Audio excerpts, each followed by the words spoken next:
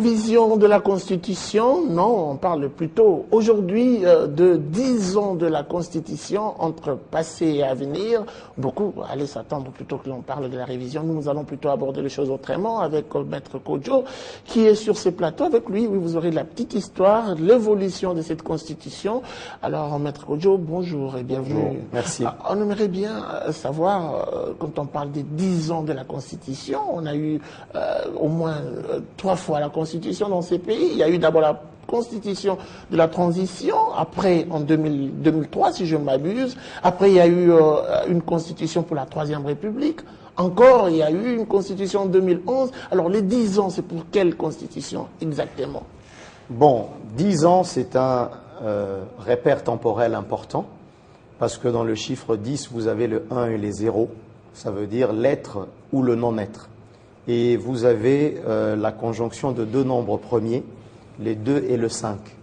Et cela caractérise justement l'ambivalence de la vie entre ciel et terre. Ça veut dire qu'on peut à la fois s'orienter vers le vice, tout comme on peut s'orienter également vers la vertu. Donc les 10 ans représentent le vécu clinique aussi bien du fonctionnement de la vie que du fonctionnement de nos institutions. Et faire une rétrospective sur 10 ans nous remet en fait à un regard virginal. Ça veut dire nous avons un autre regard des choses, d'où la parabole de Jésus-Christ, de 10 vierges folles et de 10 vierges sages. Pourquoi 10 et pourquoi vierges?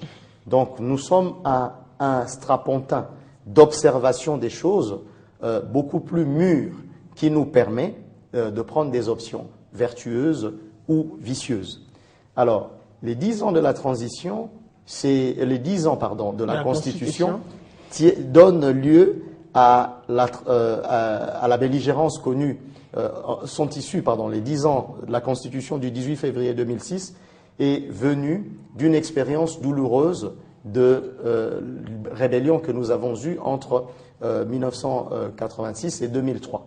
Et la constitution de la transition 1+4, qui était du 4 avril 2000... C'était une constitution provisoire? Une constitution transitoire et donc provisoire du 4 avril 2003, disait à son article 104 que le Sénat de la transition 1+4 devait soumettre le projet de constitution de la Troisième République à l'Assemblée nationale, de la transition toujours. Et une fois que l'Assemblée nationale l'avait adopté, il était question d'organiser le référendum. Ça veut dire que le peuple puisse se prononcer sur ce projet de constitution de la Troisième République. Et le référendum a été organisé le 18 et le 19 décembre 2005.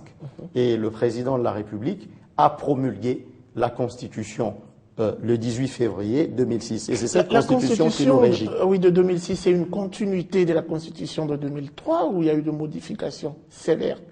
Justement, c'est un point de départ de la numérologie constitutionnelle, parce que nous étions dans la Deuxième République, et il y a eu une ouverture de la transition. C'est que certains doctrinaires ont appelé une transition transitionnelle, parce qu'elle ne se terminait pas, c'était devenu comme une forme de régime. Et depuis 1990, nous étions donc dans un cycle transitoire. Et il y a eu le départ du président Mobutu en 97 et il y a eu tout de suite en 98 des rébellions, des conflits armés internes avec des ficelles extérieures tirées. Et donc il fallait assurer l'éclosion d'une nouvelle république. Donc la constitution du 18 février n'est pas venue s'inscrire dans la continuité numérologique de la transition, mais est venue créer un ordre nouveau de la Troisième République. Et donc, maintenant, cet ordre nouveau de la Troisième République a certains artefacts, ça veut dire certains phénotypes, certains signes extérieurs, déjà dans la constellation des institutions que nous avons. Nous avons l'institution président de la République, nous avons l'institution gouvernement, avec un Premier ministre, chose que nous n'avions plus depuis le départ de Mobutu, donc on n'avait pas un Premier ministre, donc le chef de l'État était chef de gouvernement, alors que maintenant le chef de l'État est chef de l'exécutif, mais pas chef du gouvernement. Et puis nous avons les cours et tribunaux, donc l'organisation du pouvoir judiciaire, avec l'éclatement de 2 ordres de juridiction plus la Cour constitutionnelle. Bon, quand nous faisions notre spécialisation en droit public, il nous a été dit que l'exposé des motifs de la Constitution qui parle de 3 ordres de juridiction s'était trompé. Donc il y a 2 ordres de juridiction. Donc le premier ordre, c'est l'ordre judiciaire, chapeauté par la Cour de cassation à mettre en place. Il y a l'ordre administratif, qui est chapeauté par le Conseil d'État, donc selon cette nouvelle Constitution de 2006, et il y a la Cour constitutionnelle, qui est en fait, qui aurait pu être une cour d'arbitrage, comme dans d'autres pays, parce qu'il fait l'arbitrage en cas de litispendance, donc en cas de compétence réclamée conjointe à la fois entre la Cour de cassation et le Conseil d'État, et aussi la Cour constitutionnelle règle les conflits entre le pouvoir central et le pouvoir disons, provinciale. Et donc, mais par contre, la Cour constitutionnelle n'a pas en dessous d'elle un ordre, ça veut dire un ensemble de juridictions de même nature ou de différents degrés. Donc c'est pour cela que nous disons que cette Constitution de la Troisième République est venue apporter un ordre nouveau dans la présentation déjà des institutions et dans la particularité du pouvoir judiciaire. Est-ce qu'elle n'a pas été écrite par rapport à la circonstance à cette époque-là, où elle a été carrément générale? Bon, l'exposé de motifs de cette Constitution le dit. Il y a eu d'abord l'un des stimulus majeurs, c'était mettre fin à la belligérance. Et l'une des causes des revendications et des contestations, que ce soit politiques, internes, pacifiques ou des contestations armées, c'était la crise des légitimités. Donc, crise des légitimités des institutions et crise de légitimité des acteurs. Il y a le prof Essambo qui dit qu'à un moment donné dans le pays, on a eu depuis 32 ans une seule constitution, mais qui était 27 fois revue. Donc, ça veut dire qu'à un moment donné, le blason de la légitimité des institutions et des acteurs est terni, et des personnes ont pris des armes pour pouvoir renverser l'ordre qu'ils estimaient illégitime. Bon, face à Mobutu, c'était clair, mais face à Kabila, bon, c'était d'autres problèmes. Alors, et à partir de là, les belligérants se sont assis. Mais l'effort a été fourni de ne pas avoir que les belligérants comme auteurs ou comme les gens qui sont portés à l'écriture de cette Constitution de la Troisième République qui devaient lier, comment on dit, toutes les générations suivantes. Et donc, on a fait appel également à des acteurs politiques qui n'avaient pas pris les armes dans le gouvernement 1+4 ou même dans les composantes que nous avions dans toutes les institutions. Que diriez-vous à ceux-là qui pensent que cette Constitution a été faite à la va-vite? Bon, vu la circonstance du pays, vu la pression qu'il y avait, vous évoquez les belligérants, vu tout ce qui s'est enregistré à l'époque, 2006, il fallait à tout prix trouver un document, une constitution, qui répondrait rapidement aux problèmes. Bon, je ne pense pas. Moi, j'étais aux affaires sous 1+4 et peut-être dans un ministère de collaboration, donc entre le gouvernement et la plus haute institution du pays. Il y avait plusieurs projets de révision, de constitution. Il y a eu l'expérience... Un projet à long terme. Oui, il y a eu l'expérience d'un projet qui visait le fédéralisme. Il y a eu l'expérience également d'un projet qui visait l'unitarisme. Il y a eu l'expérience de plusieurs projets depuis l'ACLPT, l'Assemblée constituante législative Parlement de transition, avec Madame Omatoukou. Il y a eu également le projet de constitution de Matadi, après les accords de cascade entre l'ex-mouvement politico-militaire MLC et le gouvernement, l'ex-gouvernement. Et donc, il y avait des gens qui s'étaient réunis à Matadi pour écrire un projet de constitution. Et puis, il y a eu le Sénat, qui a eu 3 ans, du moins 2 ans et demi, le Sénat de la transition 1+4 pour écrire cette constitution. Et il y a un autre professeur d'ailleurs qui dit qu'on s'est beaucoup référé au droit comparé. Le professeur Njoli qui soutient que la constitution de la Troisième République est la sœur jumelle, de la Troisième République congolaise, et la sœur jumelle de la constitution française.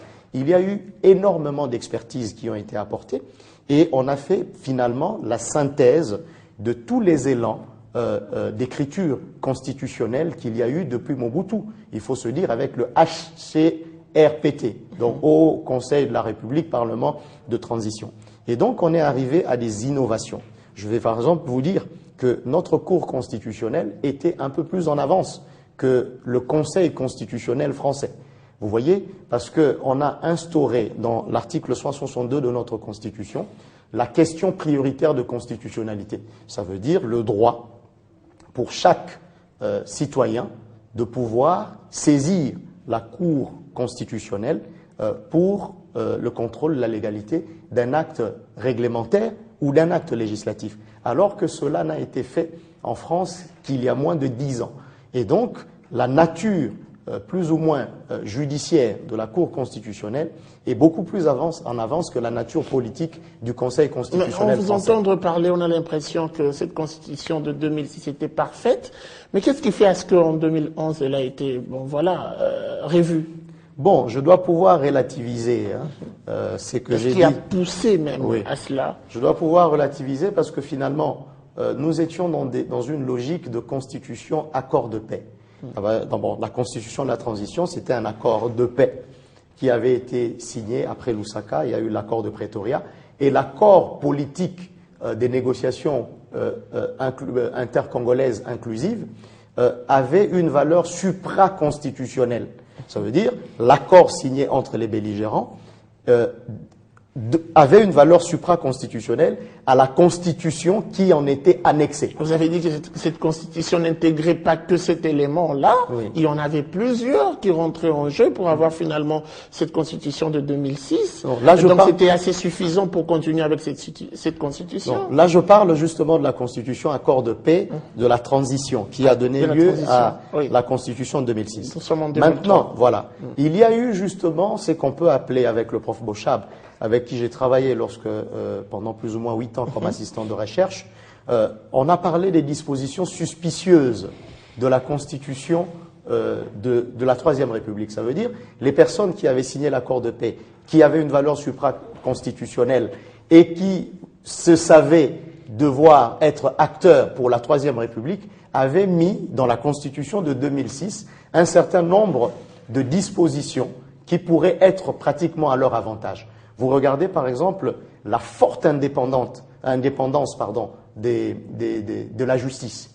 Avant la révision du 20 janvier 2011, les parquets, qui même en France sont vus autrement, les parquets étaient cités parmi les juridictions. Ça veut dire qu'ils ne pouvaient pas recevoir de pouvoir d'injonction quelconque. Donc les personnes qui étaient dans la belligérance se disaient que quand tout pouvait devenir normal, ils auraient pu peut-être être appelés à se justifier devant la justice, et elles pensaient qu'elles allaient être plus sécurisées si la justice, y compris les parquets, ne pouvait pas recevoir le pouvoir d'injonction du futur. Donc une constitution écrite par rapport aux intérêts personnels. Exactement. Oui. Vous avez également la cour, la composition du Conseil supérieur de la magistrature.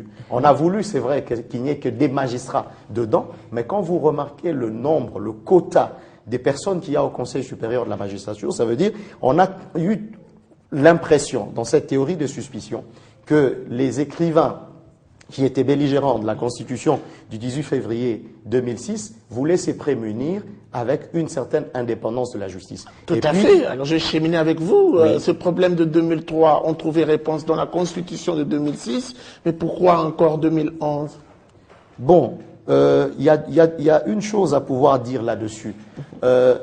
Déjà, quand la Constitution a été promulguée le 18 février 2006, l'Église catholique, le 4 mars 2006, la conférence épiscopale nationale avait donné le premier coup de sémence pour dire que parmi les tâches premières à accomplir dès les débuts de la première législature de la Troisième République, les suivantes étaient prioritaires. Ça veut dire celle de procéder au niveau du Parlement national à l'examen des propositions d'amendements ou de compléments jugés très importants, même vitaux, pour garantir le bon avenir du pays sur le plan politique. Et de telles modifications, disait l'Église catholique, seulement un mois après la promulgation de la Constitution de 2006, de telles modifications précises ou compléments ajoutés peuvent intervenir conformément aux prescrits de la Constitution. Et donc, il y avait déjà des velléités révisionnistes de la Constitution. Et en ce moment-là... Parce qu'elle était reprochée de quoi, cette Constitution de 2006?